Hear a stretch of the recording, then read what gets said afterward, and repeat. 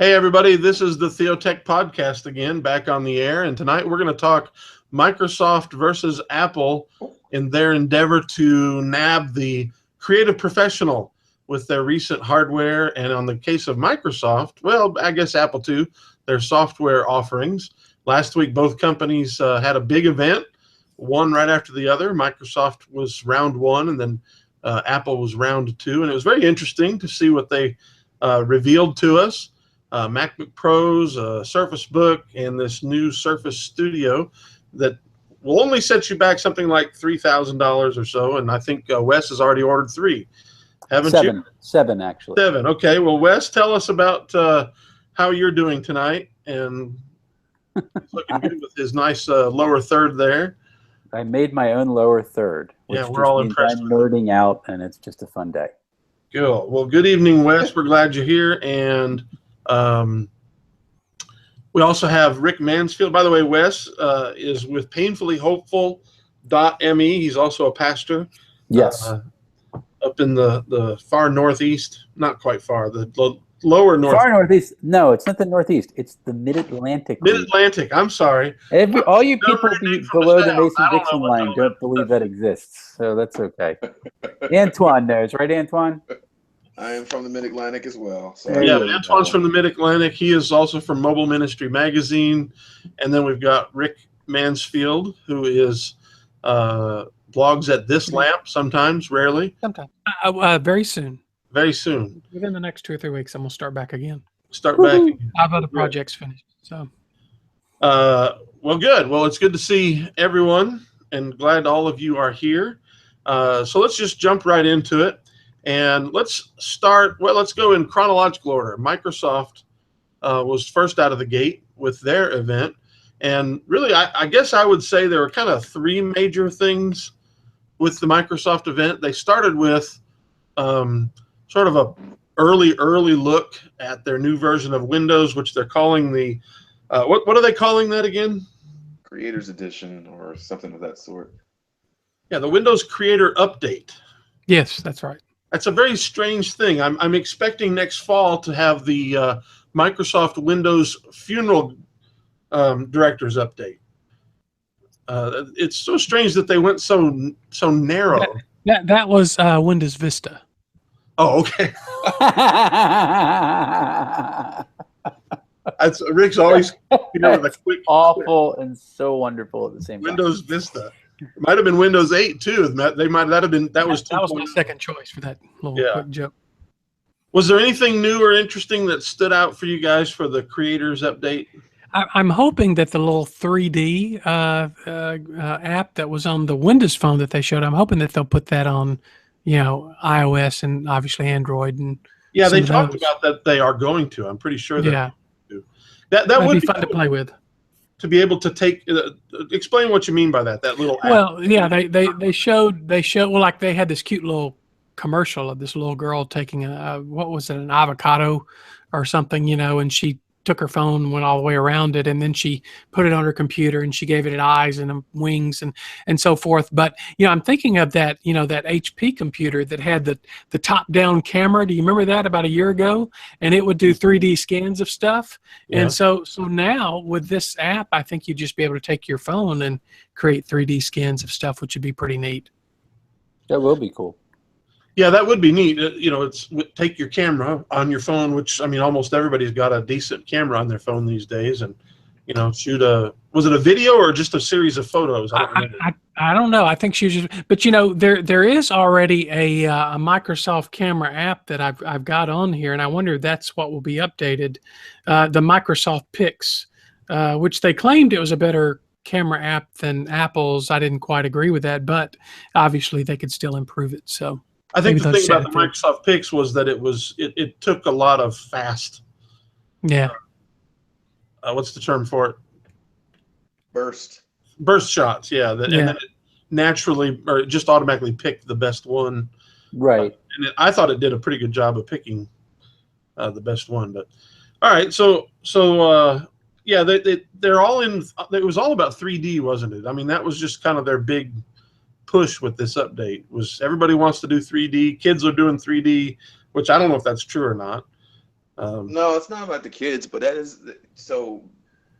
The next real advance in user interface or computing has to deal with augmented or mixed reality. So Microsoft isn't waiting for it to be a market. They're trying to position themselves to actually draw the market. So to have a creator studio and the hardware we'll talk about later that lets you design in 3D, the 4D modes, it pushes you there, before there's actually a lot of sense. All right. Well, anything that. else? Anybody? This is that app you were talking about, the 3D app that right now, I guess, or early on, it will only run on Windows Phone. And so no one's actually tried it yet. I was about to say, like, 3 people are going to try it? Yeah, I don't even know if it's out yet, but I mean, it's coming, and they say it's coming first to Windows Phone, but we'll see. Hey, LaRosa joined us. LaRosa of Olive Tree Bible Software. Good evening. Good evening. We're glad that you were able to jump in. We're just talking about the Windows event, talking about Windows Creator Update. I know that's, it's so far off in advance, it's hard for me to get even interested. We just kind of talked about the strange decision to go after such a niche market with the title of your update. That's Kevin, you're on the fast ring, aren't you? Yeah. And so I think you've already got the new paint that would have the ability to do that. You just don't have the camera yet. I don't know, because to be honest with you, since the Microsoft event, I have not even logged on to my Windows system. It's been sitting off in a corner. So I've been doing a bunch of other things. Am I the only person coming through a Windows machine tonight? I guess. Yeah, that's ironic. Yeah. Well, I don't want to spend a lot of time on this. Is there anything else besides the 3D that is significant or interesting about the Windows update coming? I can't remember anything else that was part of it. They're fixing. I missed they're it. Doing, They're doing the VR. The VR piece Yeah. is a part of that update. So you'll be able to begin development for HoloLens if you are working in the HoloLens dev kit. It's got some pretty good hooks to that. They cleaned up the inking engine in the last update, so it should be a lot smoother. Okay. Yeah, there's something called Remix 3D. Which sounds like I'm just reading from this the PC World. I couldn't find a rundown. This is the first one I found that was sort of compact like this, and it's starting with Creators Update. Users will be able to export their creations from Minecraft and share them on Remix 3D. So I thought that was rather interesting. Yeah, if you're a Minecraft user, that probably would be kind of fun. Mm-hmm. All right. Well, Office in 3D. I don't even remember them talking about this. I don't either. I missed that part. Yeah, I that's guess the 3D part integration into Office. Oh, okay. They're With trying PowerPoint. to get out of Windows. Yeah, they're trying to get out of the Windows mode, Well, but that would be interesting to be able to put your 3D creations into a PowerPoint presentation if you're a PowerPoint user. Which I'm probably the only one here that really is, right? Mm-hmm. Yeah. Use Power. I'm actually teaching PowerPoint in 2 days, but Okay, so you are a PowerPoint user somewhat, or more than I am probably if you're teaching it. All right. Well, they also talked about VR. They've got their $300 HoloLens coming out. Are you guys sort of bored of 3D or VR right now? I don't really care. I've got the Samsung Gear VR. I don't have a Samsung phone anymore to use it with, but I have the cardboard, do you use it? but I haven't really used it much since the first weekend that I got it and played with it some. It's neat, but I just haven't had time. One of the problems I can say one of the problems I have for VR is that gaming doesn't matter to me, and I believe movies should be a shared experience. So VR right now is too isolated. It's like, tell me what you're seeing. Tell me what you're seeing.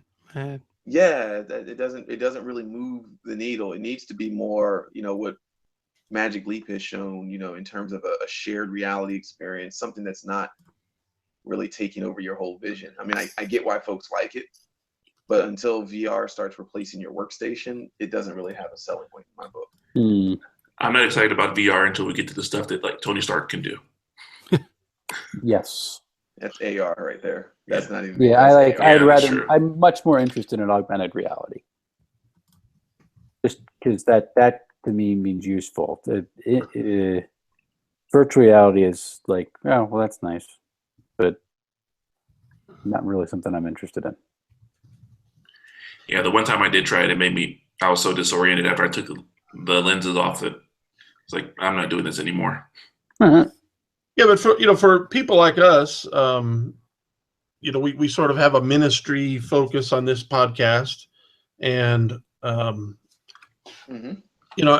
it seems like it's going to be one of those things that is either going to take some very creative people who can do VR, animations to make them useful. Well, I mean, or there's going to have to be a really good way to capture it and create it very quickly. I have one of those 360-degree cameras, and it's okay. It's not, great. In fact, it's more of a toy, and I don't even hardly use it. But I've done some 3D video of events and things like that. That could be useful for taking a tour. I don't know. I'm struggling to. It feels like a solution looking for a problem. Well, so Kev, like when I was at Urbana this past Christmas, One Hope and 3 or 4 other missions agencies all had Samsung or Oculus Rift devices, and they were using VR as a conduit to show what it's like to live on a missions field. So they were actually giving the actual view and letting folks walk through areas of ministry that those mission events would be happening, and that was cool. That and for those students that were interested in missions, I mean, it's not much more immersive than actually seeing what you go through, interacting with persons inside of that environment. So the church has a means of using it, but I can see something for that. That's a neat use case, for. But right now, the use cases for VR have to be so targeted like that. Yep. It's not. I mean, it's not at the point of it's something that you're going to want to do every day. Mm-hmm. Yeah, unless you just really love it, which I don't think there are very many people who really love it. I mean, I've seen cool like Stranger Things did a cool virtual reality. Stranger Things is what? The television show that was on Netflix, the 80s homage. But they did a cool virtual reality like YouTube clip that you could actually put it in glass and like look around. And that was freaky. Like that was like the first time I'd ever seen like narrative done in VR that actually made sense. So there's hope for it, but right now it's not that one of those things that everyone's going to want to do every day. I think augmented reality just seems to have so much more application. Yeah. Well, let's jump to the hardware on the Microsoft side. Probably the most interesting thing, they refreshed the Surface Books. Cool. I think the Surface Books look like really nice products. I know that some people have had, a lot of buggy issues with them. But the cool thing is this Surface Studio. What's the Surface Studio? Who wants to jump in on that? Anton, you're the one who really identified the form factor. Why don't you say it? Sure. So a 21-inch screen that sits like a drafter's table. 28-inch. 28-inch. It's a big screen. Yeah. It makes a lot of sense. The hinge mechanism, I was reading about that about an hour ago. Seems to be like the same guys that did Nokia's N97 seem like the same ones that built this hinge. Looks very sturdy, feels very sturdy. But it's basically a very large touchscreen meant for not very necessarily watching stuff, but actually just kind of diving headfirst into the thing that you are drawing, sketching, painting, building. There's actually a really good video. I have to remember to put that in the show notes from the marketing collateral. The software, you draw it in 2 dimensions and then you're able to push it into 3 dimensions. But having that extra screen space literally the size of a TV tray to be able to do that. That's better than a Wacom or Cintiq. Comparable, I'd argue comparable even to what I've been doing with the iPad Pro 12-inch. You have this means to dive your hands in. It's neat. Yeah, how much is a pro level Wacom tablet? Like the big ones. The top of the line one. Are they like $1,000 or $2,000? No, they're up to like $3. Yeah, the real ones that are like LCDs. Yeah, but you pay $4,000. So if you're paying about the same price as you would pay for your tablet, but you're getting a whole computer, that actually makes a lot of sense for high-end professionals. Yeah, I think Wacom just really kind of lost the high-end professional.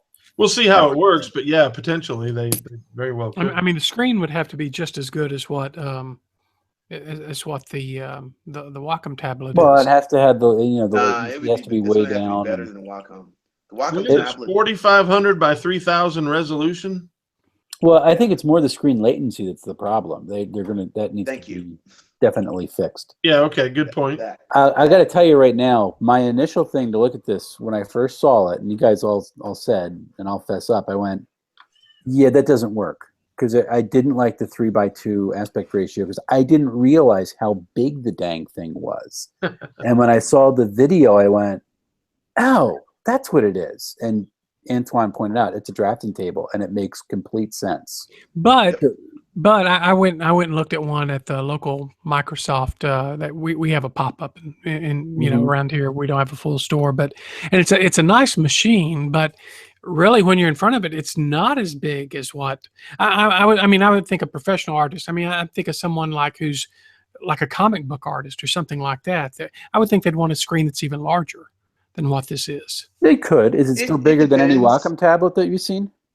Huge. Yeah, I mean, I don't know how large those become. It's way big. It's physically larger than any Wacom tablet. I mean, the largest Wacom tablets that you're gonna want to pay for are about the size of the iPad Pro, maybe the Sony 15-inch e-ink piece that came out a few years ago. This is bigger. But ideally, you'd want something the size of a drafting table that you could, But nevertheless, I think the people who can really use this, I don't know if it's going to be a large number of people, but the people who can really use this, I think could really get a lot out of it. Now, I think the big thing, it's also seems like a pretty powerful system. You can get up to a Core i7 and 4 gigabytes of graphics RAM and 32 gigabytes of regular system memory, which from what I was reading, that's really the one you'd want to get, because there was concern with the one that's 16 gigabytes of RAM that everything's going to be trying to just push that screen internally, and so you really want to get you don't want to skimp on this. No, it's all about RAM when you start getting really big screens. That's right. It's going to kill the latency if you don't have enough RAM too. So yeah. Well, let's look at this. If you configure it, okay. You get let's just shoot the moon here. Let's get the best one you can buy. Right? Mm-hmm. Okay. So here you go. I picked 2 terabytes of storage, 32 gigs of RAM, 4 gigabyte GPU, and look at the price of that thing. That's the price of a full spec MacBook Pro with Touch Bar. Yeah. One of my coworkers paid that. And I really think this is basically Microsoft looking at Apple and being like, yeah, we're coming after the creative realm. Let's talk about and we have the hardware to do it. What did you guys think of the Surface Dial thing? It's a gimmick. Yeah. Sorry, and that's from a guy who loves accessories. No, it makes sense. It'd really be interesting to see how applications have to do more than just increase the volume and change the hue and contrast. You got to get deeper, wider controls than that for that to really pop, in my opinion. Yeah, this is not something I think I would ever need or want, but I don't know. It looked cool. It's for someone who's doing high-end drafting or anything where they just need access to certain tools all the time. And when you're that's what this whole system is. Right. And when you're at a 28-inch screen and it's just a pain in the neck to keep reaching down to the bottom all day to do it, You can put this wherever you're working on the screen and you have access to that stuff. So it makes sense. But again, I'm not anywhere near that level of professionalism. It's not something that I'm going to be doing. I don't think any of us are, right? Well, maybe you remember what I said. I said in our discussion, I think this would be a great podium for preaching or teaching, because you could have all of your content right there. It's at an angle. I mean, if you think about like your average teaching podium, so you've got something that size. It's at an angle. You could have your content to it. If you're teaching from something like PowerPoint, you've got your presenter notes. Your presenter notes are going to be the same size as a full sheet of paper or larger. And so, I mean, this would, I think it'd be really nice. It'd be an expensive podium, but I was going to say, at $3,000, is it really worth? But if you're going to use, I don't know if you're going to use that every time you're teaching or preaching. Sure, once maybe. a week. You can use 50 times. That's an expensive. For lack of better terms, that's an expensive non-control center for your pastoring. Yeah, and Rick, I'm still not using the dial, which is what I was talking about. No, I wouldn't think about using the dial. Well, but going back to this whole idea of the entire system as a whole, this is really a professional, creative, creative professionals device, of which none of us here really fit that. Antoine, you're probably the closest person to that. But is this even anything you would need in any of the work you do? And the key word in that phrase was need, not want, but okay. So if I were in a design environment where the requirement was you have to have Windows hardware, which is fairly common, and B, I'm designing immersive interfaces, that would literally be at the top of the list and say versus anything else. If I had to have a non-movable, I can't leave it from this posture, can't use my iPad, that's where I would go, because it's designed, that hardware is designed for that kind of work. Yeah, even at that price. Yeah, I wouldn't be paying for it. Well, okay, if you're in a house that's paying for it and they're willing to pay for it, yeah, you're right. Well, and if you're getting a Wacom tablet, you're going to be paying that price anyway. Yeah. Yeah. Well, now, some of the people who might ever, watch this could be, worship creatives who are creating slides for worship, or they're designing website graphics, or they're putting together mail outs or bulletins or newsletters. That's too much hardware for that. I don't even know if any of them would really, be. I don't know if it would really be of value to spend $3,000 or up. We've already said that's the baseline on one of these.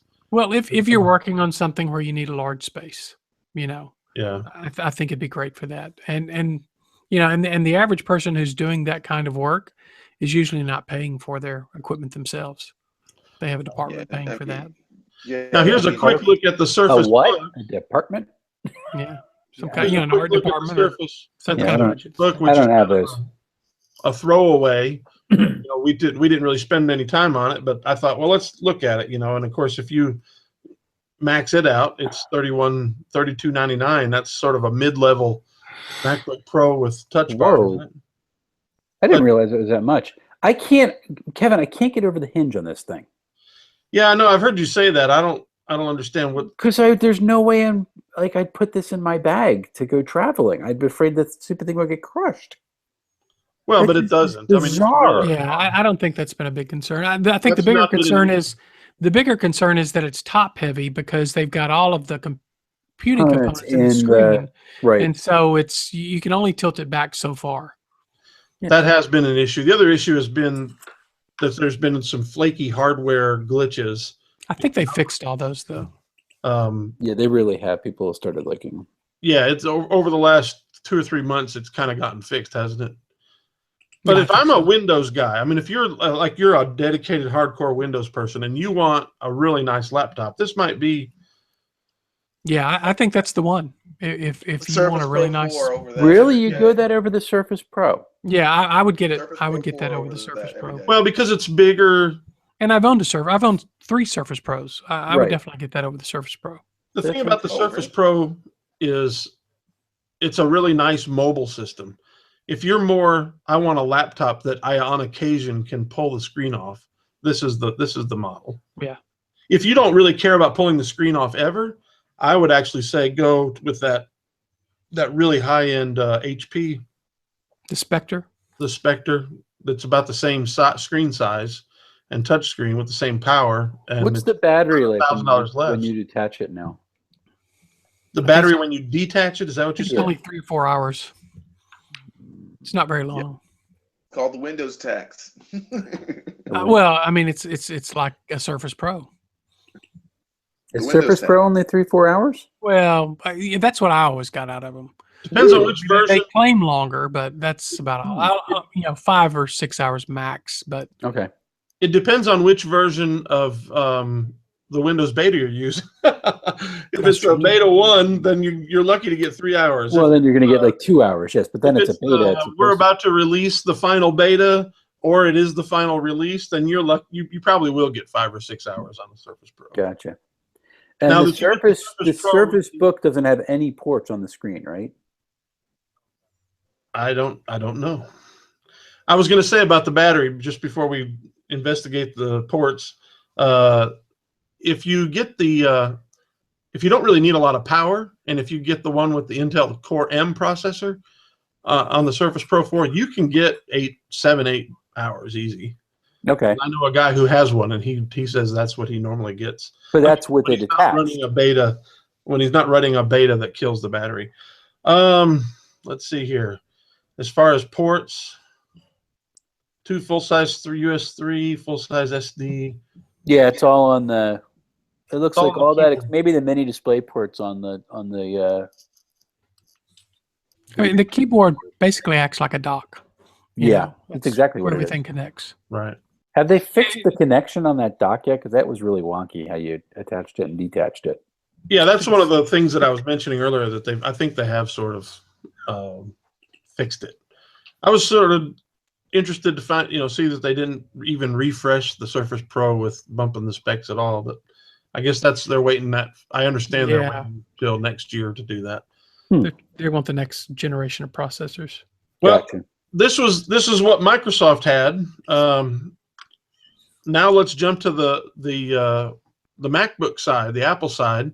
First of all, they talked about a TV app, and I don't want to spend even 2 minutes on this, but I thought boring. Who cares? And it doesn't have Netflix and of course you still can't get Amazon on an Apple TV. The 2 places You can't even get it on the 3rd gen or the 4th gen. No. There's no app for it. No. Well, but that's an Amazon issue. That's Yeah, right. Amazon Yeah, won't do it because of in-app purchases. But you know what they're right now on the Apple TV, which I use my Apple TV all the time, multiple times a week. Right now on the Apple TV, there's a search that you can do. It's an integrated search. Yeah. Which evidently this is taking this a step further. But I'll be honest, I never even use that because when I go to my Apple TV, I don't ever get in front of my Apple TV and say, oh, I wonder what I watch now. I go there specifically for a purpose. Yeah, I keep seeing these types of apps come into streaming devices, and I'm going, who actually does that? Yeah, I don't know. I mean, the only way that app would really be useful is if it did like the Xbox One, where it did a pass-through to where you could actually still watch live TV through the Apple TV interface. Yes, that would be nice. But other than Everybody that, wants to do it's Apple TV. It's useless. I mean, over-the-top streaming TV to kill cable. The TV networks, they're gonna go down, kicking and screaming, and you'll pry everyone's remote out of their cold dead hands. They're not gonna let this happen anytime soon. I hope I'm wrong. Honestly, I hope I can eat some crow real soon. But You're dead right. That's why there's still the regional sports networks are spending millions and millions and millions of dollars to either buy the teams outright or for the broadcast rights. And if you're a true cord cutter and you're paying for Hulu, you're paying for Netflix, you're paying for Amazon, you're HBO Now, and all these things, you're spending the same amount of money you'd be spending with cable anyway. Yeah, it's not working. I guess if I had like HBO Go, but I do Hulu, Netflix, and Amazon, and I'm saving at least like $800 a year. Yeah, I mean, you're saving money, but at the same time, depending on how many shows you watch, like for me, like I watch Doctor Who, so that's another $40 I'm spending for an entire season of that show, then another $40-50 for another season of a show I want to watch that's only cable. So I mean, those things can kind of quickly add up. Yeah, my wife and I buy 2 shows a year. So we're still not there yet with live sports. I mean, ESPN app is nice, but you have to have cable in order to use it. Yeah, the closest thing is Sling. Yeah. So, rah, good try, Apple, but it's just when no one's doing it exactly like you'd like it yet. When they said it'll come out sometime in December, I said, why bother? Don't even. Why did they even bother adding that in the announcement? That's what I don't know. Because they didn't have enough stuff to fill. Normally Apple does a 2-hour show, the 2-hour demonstration like this. This one was 90 minutes. So if you take out the TV stuff, it was an hour. Been even shorter. Yeah. Yeah, they should have kept it at an hour. They didn't have anything else better to do than that. Yeah, it was the Apple Cards app of this show. If you guys remember the old Apple Cards, I like those cards though. Yeah, but it died. They don't know. Make it anymore. And they spent like 20 minutes on a greeting card creating app. Anyway, that's what I felt like. Well, the exciting thing is the new MacBook, and probably the person most excited about that in this room is you, Rick. Tell us about why you decided to go ahead and order one of the new MacBooks. Actually, I ordered 2 of the MacBooks because I ordered one for my wife too. You ordered me one? Not yet. It's expensive. I'll wait for mine for Christmas. Oh, okay, good. Yeah, well, okay, so I should back up. My wife and I both got new Macs in 2012, and I generally, now she got a MacBook Air, I got a MacBook Pro. I got the one and I topped it out back in 2012 when the Retinas came out.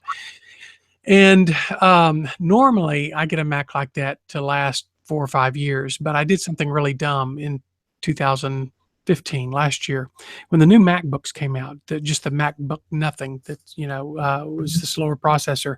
What really appealed to me about that was its small size, and because I travel at times for accordance, and I just felt like it'd be really nice to have this much smaller device. Take that in my iPad, and I'm fine. And that was a big mistake for me. Now, it's not a big mistake for everyone, but it was a big mistake for me because I also do a lot of video editing.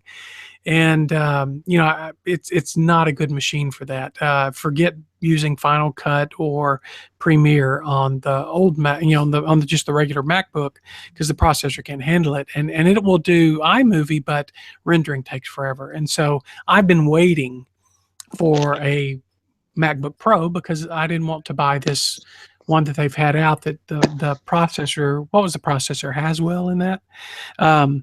Anyway. I'd been waiting, and so I was kind of in the position, I think, of what they knew a lot of people were waiting for this, and so therefore I felt like part of it's a money grab, because a top end, the new MacBook Pro, the top end is $1,000 more than the top end was in 2012, but I needed one, and I think a lot of other people need one. So I'm excited about getting it, but there are a lot of things which we can talk about, but there are a lot of things that it doesn't have that I wish it had. For example? So for example, one of the things that, and I've heard their explanation, one of the things is I wanted 32 gigabytes of RAM. Now, I don't need 32 gigabytes of RAM today. I really don't. But, in 2012, I put 16 gigabytes of RAM, which was the maximum. I put that on the 2012 MacBook Pro with the intention that this would still last, 4 or 5 years, and so I don't need the 32 gigabytes of RAM today, but if I wanted to have this 4 or 5 years from now, running Final Cut and whatever the current operating system is, I think I would need that. And that's the difficult thing. For anyone who's wanting to make this a Final Cut machine, or as a heavy Photoshop user or anything like that, I think there's going to be difficulty using this machine in 4 or 5 years. So that's one of my disappointments in it. But again, they kind of have me. They have me and everyone else who really needs one of these right now. And so I did order the top end one. So that's I heard that argument, and I'm really confused. No one, well, I say no one, very few ones who have had that complaint about RAM using software that actually needs more than 32 gigs of RAM, that needs more than 16 gigs of RAM. I find it hard to believe that the software and even the processing needs on a better processor and better RAM are going to tax that machine that much. I mean, that doesn't even. Well, I'm not saying they would right now, but again, if you want to keep this machine 4 or 5 years, it might be in 4 or 5 years. 5 years. I mean, it's an unknown, and of course, their reasoning was that, when you finally broke it down, their reasoning was that the particular RAM that they're using, which is a low-powered RAM, if you couldn't use the. Someone can explain it better than me, but the chip that's in there, the Broadwell chip that's in there, will use actually up to 64 gigabytes of RAM, but it's going to drain your battery. And Right. Apple doesn't want to have a MacBook Pro out there that's getting 4 hours of battery life or less. Yeah. So yeah, they don't want a 12-pound or a 5-pound laptop. They want a 1-pound laptop if they can pull that off. well, and the battery itself, from what I understand, the battery's maxed out as it is. In that you have the largest legal battery that you can put on an airplane, and most of these machines like this, and so you really can't do anything other than trying to continue to tweak the operating system and the processor and the RAM and so forth. And so I understand all that, but I wish Apple would take some of their billions of dollars and invest it into battery technology. I just wish they wouldn't be so enamored with thinness. Yeah, Because that 20% thinner design nets me nothing in real value, but leaving it the same thickness and boosting the battery 20%. That would but really you can't boost the battery. It's already got the largest battery. It's got the maximum battery you can legally put in You it. can't boost the battery, and you can't deal with the heat if you keep the devices thick. Okay. It's the thinness has to do completely with heat dissipation. They're doing some really cool But stuff. yeah, it is really cool, but they're also obsessed with thinness. They are, but they're definitely Well, okay, lover. you're right. I'm sorry. I've totally didn't think about that issue. I didn't really hear them talk about that they put the biggest battery they could legally or whatever. They did not talk about that. That's what's come out in the discussion. Okay. Well, I'll just assume that's true. I don't know. Their insanity of dongles is the other side of that. The thinness What is the requirement mean- there. And I just, I hate dongles. I'd much rather have an HDMI out port on this. I'd much rather have a SD card port on this. Wait, there's a guy that talked about that we were reading. You would Yeah. rather have a whole lot of different ports rather than a single port that does a whole lot of stuff. I would much rather have a slightly thicker computer with an HDMI port and an SD card port. Oh yes, 100 times every day and twice on Sunday, without any doubt whatsoever. Kev, I go back and forth in this. I mean, as a photographer, the SD card port is something I use all the time. That's my point. But almost 90% of people don't. I love having. I don't care about them. Thanks. I love having. What I want. I love having the HDMI out on my current Retina MacBook Pro. I really do. Yeah, me too. But I gotta say, there's something appealing about having the 4 Thunderbolt 3 USB-C, whatever they want to call it this week, ports on there that can function as anything. Yeah, That's Because great. the Keep num- all 4 of them in there and add an SD card port and an HDMI port. I They just can do it. They just don't want to. but then there would really be no need if you've already got this port that does the same thing. right. I don't mind the here's- dongles. Yes, there and is a this is- need. but hold on. This is People my don't want reason to carry for it. dongles.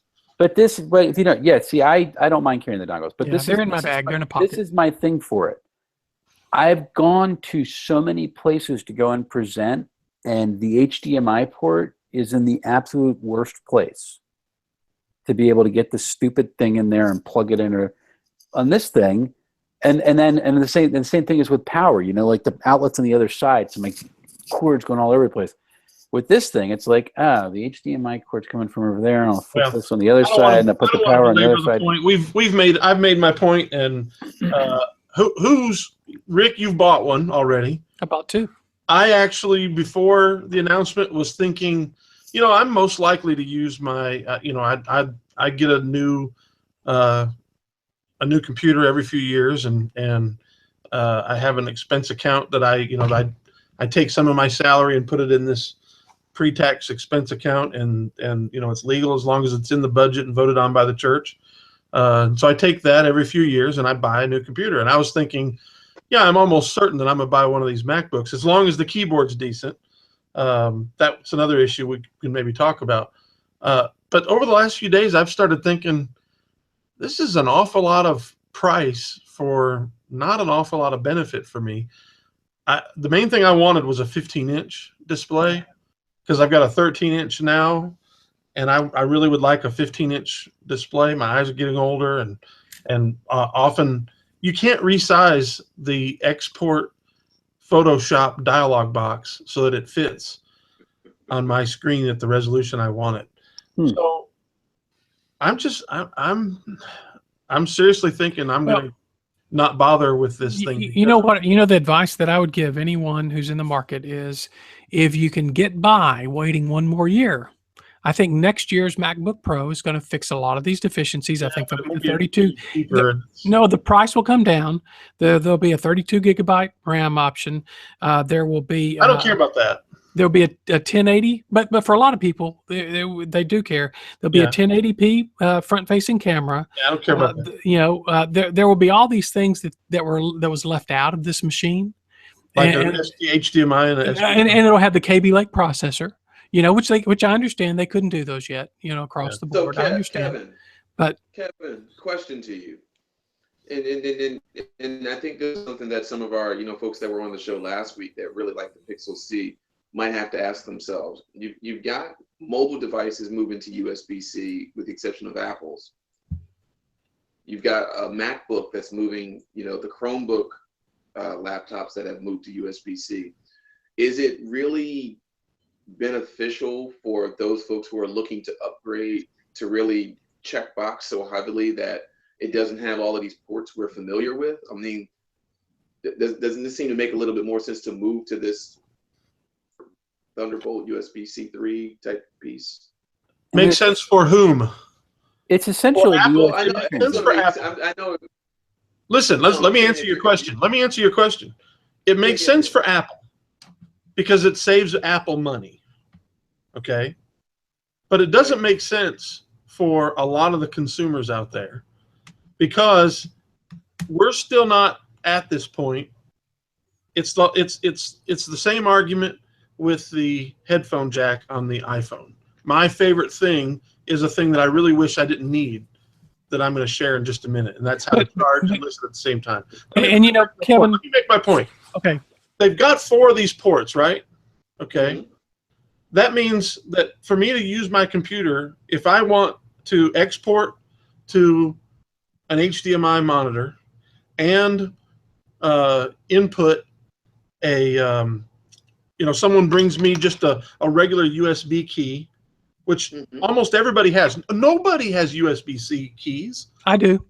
Okay, but you're an early adopter. It's also I've been using a MacBook for a year, so I've got all the attachments. You're the early adopter.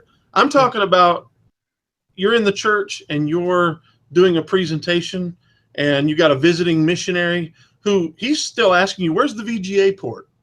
I say, hey, I've got this adapter. Here you go. I've got it. So that's my point. I mean, and that's all the thing is, Kev, I got everything they need. Here you go. Here's the other thing. If Apple made these adapters for $10, I'd believe it. But they make them for $30. No, the USB adapter is $19. Okay, it's a $10 part for $19. This is a money grab. But that's pretty standard markup anyway. No, actually, and that's what I was trying to get to, Kevin. So I don't think it's a money grab. I mean, I hear your pain. I don't think it's a money grab, but I actually think it's a perspective change. And your angst is not about the ports, but it's about not being the center of Apple's attention. No, it's not. I'm not. It's a rehash. It's a rehash of Apple know, getting rid of ADB in the iMac. It's essentially the same thing. But it's also Apple doesn't care what power using Consumers think. laptop folks want. They don't care what folks want, right? I mean, No. there are. Power using laptop folks want. They're going after They're going after. Let's make this easiest for the folks that still need to use this device, whose hardware has to last for 5 more years. Yeah, I will say there are things that I was disappointed in this release, but the ports are not one of them. But maybe that's because I've been using that MacBook for a year and I adapted to it already, and that's not an issue for me. And the to other me, things that's a feature. Yeah, I love that concept. Pixel 6 has a Type C port. I love it.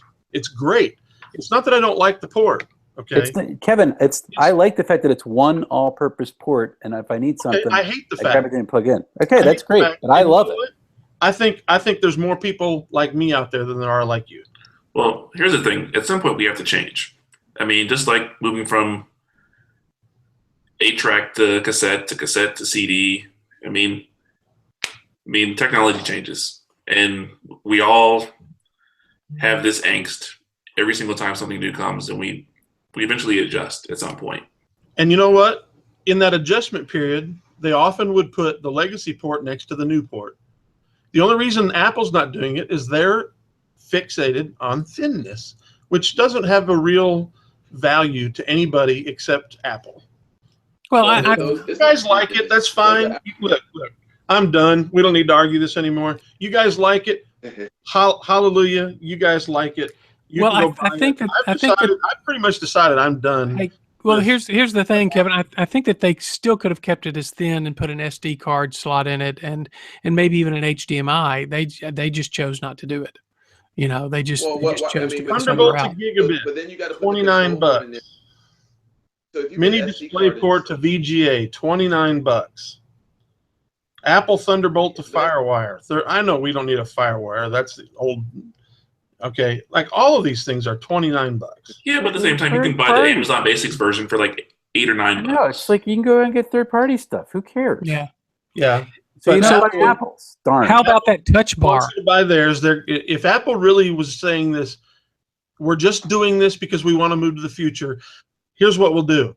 We'll make it as painless as possible. They knew people were going to howl about taking this thing out of the phone. So what'd they do? They made them $9. Took courage. Okay. They made them $9. All right. With the computer thing, this isn't about we're pushing people to the future. This is we want super thin, and the only way to do that is to go this way. And I will say that also get $30 more 3 times out of these people. Yeah, I will say that Apple should at least put some of these adapters in the box, like some of the more basic ones, like an SD one. Nope. It's not their way. Nope. Well, they used to. They used to. But see, you guys are missing the forest for the trees there, though. Apple does not care about Mac OS. They are ready to move everybody to some better version of iOS. I think that's true too.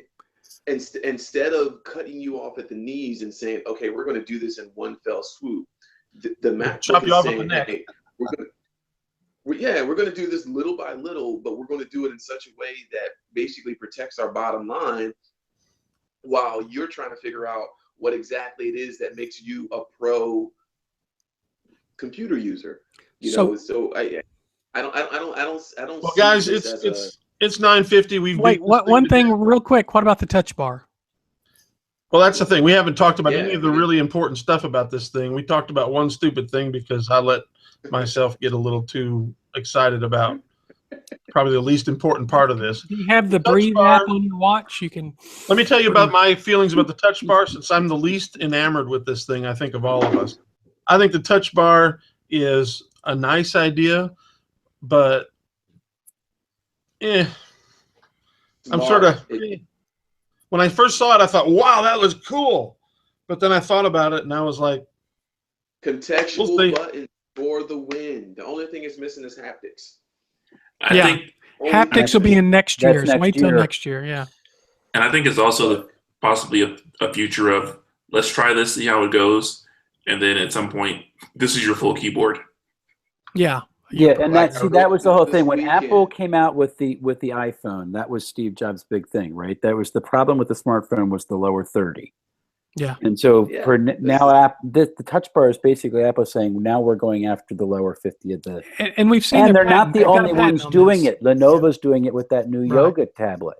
So it's, I mean, this is the way things are going with this. So it'll be interesting to see what happens. Contextual controls, guys. That's what Microsoft is pushing with that Surface Studio, contextual controls. Mm-hmm. Well, everybody get off my lawn. I want a keyboard. So buy a Bluetooth keyboard and have fun. No, I guarantee that's not the route I'll be going. I'll just be not buying the laptop with the flat touchscreen keyboard. I just won't buy that. I'm never going to buy that. Well, hear me Well, out. no, this is your first. And if that's the only computer that's available to me, I won't. I'm not going to do that because I can't type on it. Kevin, you're looking at something that's in its nascent reality. And you're going, and I'm never going to get it. Like, right, I'm not. No idea what the heck's going to happen. Well, you guys, no, here's what I'm saying. You guys are saying that's where it's going. If that's where it's going, I'm not going with it. This is the beginning of where it's going. You have no idea what it's going to look like. If it's going to. No, I was talking if you have a haptic keyboard that feels like a physical key, and the developer who cares? Who cares? Okay. Hold on. All right. If they can figure out a way to transport me to the moon instantly, then that'll be really cool. Neither one of those two things are going to happen. You need a Heisenberg and certainty compensator. Anyway, here's one thing I am excited about on this thing, and that is, let's see if I found the picture. No, I can't. Is the size of that trackpad. Is that not a beautiful thing of art? Oh, that thing looks awesome. That trackpad is really big. It's this huge. It's big. I love it, and it's the haptic one, so I love it. And I've been convinced that the second version of this butterfly keyboard is probably usable. Yeah, I keep reading up on this. I think it's a little bit better, but I still will miss the old keyboards. I am a little bit skeptical, but one of the things they did say is that they added travel distance, which was what my complaint was. If they added the travel distance that's in the smart keyboard cover, then I think I don't think it's that much. I don't think it's that much. How do you? I mean, it's a keyboard cover. How do you not have in the computer that's thicker than it as much travel distance? The newest wedge keyboard, Bluetooth keyboard. The wedge from Microsoft. No. I mean the Apple keyboard. Yeah. I've got it. And I love it. Okay, everybody I've heard talk about say it feels exactly the same. Oh, and that's no. The Magic keyboard is not the same as the MacBook keyboard. Okay. I've got both. The reviews I said say it feels the same as that new keyboard. Are you talking about the? Okay, I'm confused. Are you saying the new MacBook Pro that you just ordered? Okay. The keyboard feels I hope so. The new Bluetooth keyboard, the most recent Bluetooth keyboard. It's not what Jason Snell said, but I hope that it's. I'm hopeful. This was what's her name? Somebody that went to play with it afterwards said it feels a lot like the new Bluetooth keyboard. What do they call that? The Magic keyboard. I've got it. I love it. Keyboard. Yeah. They They said it feels a lot like the Magic keyboard. So I don't know. I've never touched it, so I don't. None of us. I bet that's the keyboard that I use during the day instead of having to use that MacBook keyboard. Anything else you guys are excited about this thing? Well, okay, real quick, back to the Touch Bar. You know, when we were talking about applications, and we talked briefly on Slack today about like say Bible software or something like that.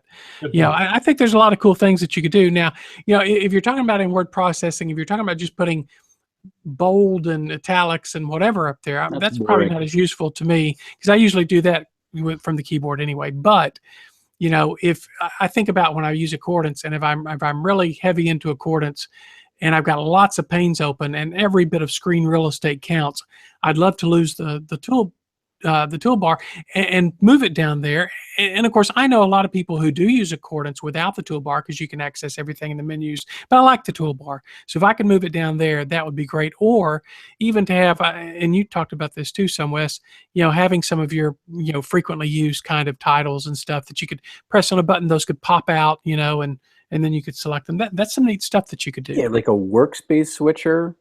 Yeah, you could do your contextual copy commands. So if you want to copy as a citation, it's highlight and touch.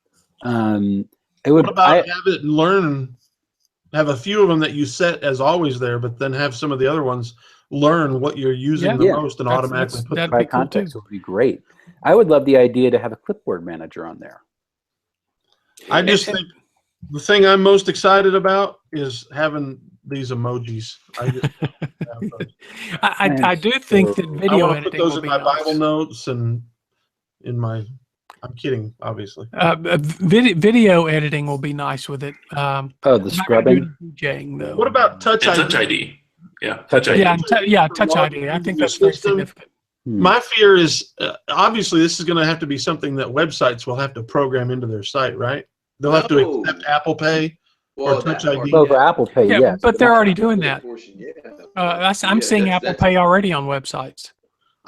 Where? Can you name a few? Yeah, because I was on it last night. If I can think about it, that was one of the options. No, give me a minute and I'll think about it. I was on a website last night, and Amazon has it built into the account side. On Fandango, you can do it too. Fandango on the account side. There are a few web shops. I have rebought a new NFC ring after losing mine a few weeks ago.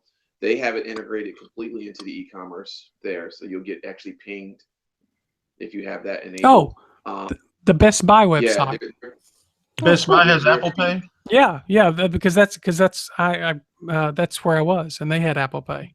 That's interesting because I go to Best Buy a lot and I never have seen it. It's in the if you order online, you can pick up in the store or have it shipped to you. That's one of the options. Okay. Well, I'm seeing even in my small town area, I'm seeing a lot more Apple Pay in restaurants and stores and things like that. So I don't feel quite as disappointed about not having Samsung Pay for that reason. I've been using my watch a whole lot more lately. How well is it going to be for logging into websites? That's going to have to be a software thing. Are they only allow it in Safari? In which case, I won't be using it because I don't use Safari. Well, or you just use 1Password and use its. I assume it'll work with the keychain. Yeah, or LastPass. I hope. Work with keychain. Yeah, any app that. Keychain and associated apps. Yeah, any app that hasn't plugged in, it'll be the same way it works on. That's if the iOS. app builder. Think about builds it in, right? In iOS, like my banking app uses my thumb. There's a number of even the Y Things health app uses my thumbprint. See, that's what I'm talking about. Is your banking does, my bank doesn't use the thumbprint reader even on iOS. Well, get on them. Yeah, well, they're. But I just still do it through 1Password. Yeah, you can do it that way. Yeah, but it's an extra level. I use. Yeah, you're right. I know. LastPass is what I use. Yeah. So I'm just saying. I want people to be clear. This isn't going to automatically work everywhere you go with everything you use. Developers and website makers are going to have to build this in. Yep. Get it to work. So that means all of you guys with your churches and your e-commerce systems need to be pushing those e-commerce folks to integrate this into your online giving. Yeah. Well, we have a nice tactile input method for giving at our church. It's called a check, and you write it. That is not, hand it to them. That is not biblical. Or you put cash in an envelope or in the plate. No, that's not biblical. And it's really secure, by the way. I hate checks. The passion. I cannot stand checks. Anyway. All right. I still have checks with my Texas address on them because I refuse to buy new ones. It's 10 o'clock. Let me share my favorite thing real quickly. This is I don't even know how to say that. It looks like Decura. I don't even know the brand. I'll put the link to it that I got this off of Amazon. And it's I've moaned and groaned about my iPhone. That's my iPhone, by the way. Today I had this problem, and I hadn't gotten this in the mail yet. I got it today after I got home. This is, as you can see from that, you plug your headphones in there, and you plug your. I've got too much stuff on my desk. Lightning goes in there, right? Mm-hmm. And then it's even got, the volume up and down, and kind of looks cool. So there's a solution. It's out now. It's cheaper, much, much, much cheaper than Belkin's solution. It's much smaller, thinner. The only problem is it slows down charging. It does not handle fast charging at all, which is disappointing. But for the few times that I'll need, headphone and charging at the same time, there it is, and it's a lot cheaper than any other solution I've found. You can get it on Amazon. I want to say it was like $18 or something like that. So that's my favorite thing. Rick, you have one? I do. I sent you the link. You might can put it up on the screen quicker than I can. But this is from Poetic. This is a case for my iPad Pro, and yeah, you see it right there, and it's got a nice little place for the pencil. It's the back of the case, and we had talked about on here before. I had one called the Cover Buddy, which I really liked. It was minimalistic, but when you read the complaints about it, they exactly what happened to mine had mentioned those complaints that the corners cracked. Because eventually you bump it against something, and because it was just a thin plastic, it cracked. And again, that's why you buy the back case, because you'd rather that crack than your iPad crack. But anyway, the Cover Buddy was $40, and this one by Poetic is it was only $15. I don't even know how they make money on that. But these are kind of rubberized edges here. There's a separate piece that's white piece of plastic back here, and again, it's got this really nice place to clip your pencil up here at the top, and it works. The other important thing is it works with keyboard. Right, it still works with the keyboard, because that was the thing with the Cover Buddy. That was the first one I'd found that would work with the keyboard, because most of them encase this section right here, and you couldn't use the keyboard with it. And so this one does. And again, the company's name, I'd never heard of them, but LaRosa, you said you had heard of them. Poetic. Yep, I'm a huge fan of Poetic. I'm very impressed. Yeah, I like Poetic. I'm very impressed with the quality. They're not great cases. They're definitely not high-end cases, but they're decent cases at a good price. What you get for the money, it's good. So if it breaks, you buy a new one and you keep on going. And they had different colors. So. And the customer service is really good, because I did have they sent me a defective case, and they sent me one. Didn't even have to send the old one back. I'm still up in the air as to whether or not I want to get a case for the back of my phone. The reason I did is for two reasons. Number one, I didn't want the back to get all scratched up. Number two, I didn't want to get the corners dinged. Like you see a lot of iPads with the corners dinged. But again, what I liked about the Cover Buddy was the fact that I could still see through it, still see the color of the back of it, and it was almost like it wasn't there. Again, the problem is those corners. The corners have been cracked for a long time on mine, but finally a piece was just really limp, almost hanging off. And so that's why I started looking for a replacement and did not want to spend $40 again. Right. And one of the things that I think I sort of like about this, and it's leading me to want to get one, is let me show you. I'll share my screen one more time. Look at that. Packer colors. Yeah, there you go. All right, man. I am fired up. At only $15, and I can sport. I'm gonna get myself a nice G to put right there on the back of that thing. So in the cart it goes. See, I went to my high school reunion 2 weekends ago, and our colors were red and white, so that's why I got the red and white one. I don't think that's the actual reason. Maybe it was a subliminal reason. Anybody got one real quick? Yes, I have put my Polar V800 triathlete fitness watch on eBay, and I am buying an Apple Watch 2. Apple Watch 2. Okay, well that'll be fun to see the. So what's the shift? I really don't know. I can't really explain it other than, I'm I'm not a You've been caught in triathlete, the vortex of the Apple. and I realized the day-to-day stuff that I use the fitness watch for, I can do all that with the Apple Watch without any negative. And you can be fitness buddies with Wes and me because Wes, did you see that I closed all 3 rings 2 days? No, in a row? I didn't. Good for 2 you. days in a row. Should have signaled you. Wait a Unless minute, you you turn guys it- are turn it sharing off. fitness stuff and didn't even say anything to anybody? Well, when I Well, Rick's been slowly freaking me out with it because he immediately sends me feedback after my workout. it I'm like, listed, oh my when gosh, I looked at the sharing feature, it listed him, but it didn't list you, Antoine. I don't know why. I Damn, didn't. It wasn't on I'll purpose. add you guys on there, but LaRosa knows that my fitness tendencies are a little obscene. So how did you finish all your circles without doing a workout?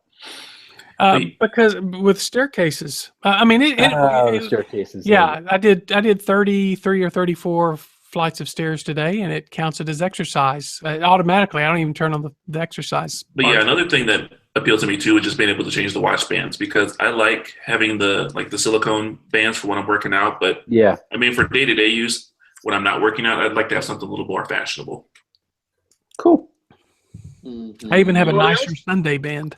I might get that band you have, Antoine. I like that one. All right, anybody else, real quick? I don't have a thing. I have a favorite place. All right, real quick. So I'm going to hold on. Let me share my screen here. Desktop. And Antoine, you'll be jealous. This is Valley Green, which is what we call it, but it's officially the Wissahickon Gorge. And if you're ever in Philadelphia, this is part of Fairmount Park. Oh, that's pretty. And it's literally a gorge right outside Chestnut Hill on Mount Airy. I assume these are all pictures taken by you. These are all pictures taken by me. If you know history at all, it actually played a big role in the Battle of Germantown because the reinforcements couldn't get over or down the gorge and up the other side. But it's one of the greatest little gems in Philadelphia, and you can actually go like the whole 7 miles from all the way to the outskirts, which is right near where I grew up, to all the way down into almost to the art museum. So it's a really cool place to go and hang out all along the Wissahickon Creek. So this is one of the greatest places ever. So if you're ever in Philadelphia and you want to check something out, that's really a cool place. Like this picture here, I'm less than a half mile from a really busy Philadelphia neighborhood, and you can't hear anything. Cool. And you feel like you're in the middle of nowhere. Whoa! So, What was that? The scary image. what's that? What? I saw a scary image. A guy with a gun. You got what? Oh, What that was shot? Kevin. Oh my god! Oh, that's on my screen. Oh. Hey, I'm going to stop screaming. That's on my screen. These are pixels. Oh, there's a red tip on his gun, so it's okay. Yeah, these are Pixel L XL photos. Was this from Halloween last night? That's my crazy son. That's without flash, obviously. Wes, if we visit Actually, you, will you take us to that nice serene place? Heck yeah! If I can get Antoine to come up, he can like lead us on hikes and get us lost and probably have our legs fall off. Awesome. Great. As long as I can close my rings. You can close the rings. you will definitely close your rings doing that. Yeah, I have to see what my outlook. The gorge end to end is 12 miles. It's Seven. 7.8. If you do a round trip, it's like 15, something like that. Oh, that's how we got the water. So, Yeah. All right, well, it's a good. I think that means we are finished. And so it's been a good night. Have fun. Thanks for the discussion, guys. And as always, you can find us by following the Theotek podcast. You can also find us on iTunes and Google Play and Stitcher Radio, or almost every halfway decent podcasting app that exists. We will be there. And we hope that you'll subscribe to us or subscribe on YouTube, which is also a good place. You can get them. Guys, we haven't discussed this yet. Next week, I think most of us will be at our Donald Trump victory parties, and so I don't think that we'll want to have a podcast, will we? I will not be at a Donald Trump victory party. Oh, you weren't invited? I'm sorry. Well, I wouldn't I'll go. see if I can get you an invitation. I'm kidding about that. No, I next week is election night, obviously, and whether Donald Trump or Hillary Clinton, I'm voting for Evan McMullen. Evan I McMullen. think I'm in on him. We'll have to see. Anybody He's got else? my vote. Feelings? I just figure it's probably best for us to not try to compete with that, and so let's say 2 weeks from tonight, then, right? We could have a random watch the exit polls. That would be fun. Well, maybe if people want to do that, then that'll be fun. 2 weeks tonight, I'll be in San Antonio for ETS, but if I can make it, I'll make it. Okay. All right. Well, Very thanks. good. I'm going to go ahead and sign us off. Thank you, guys. We'll see you later. All right.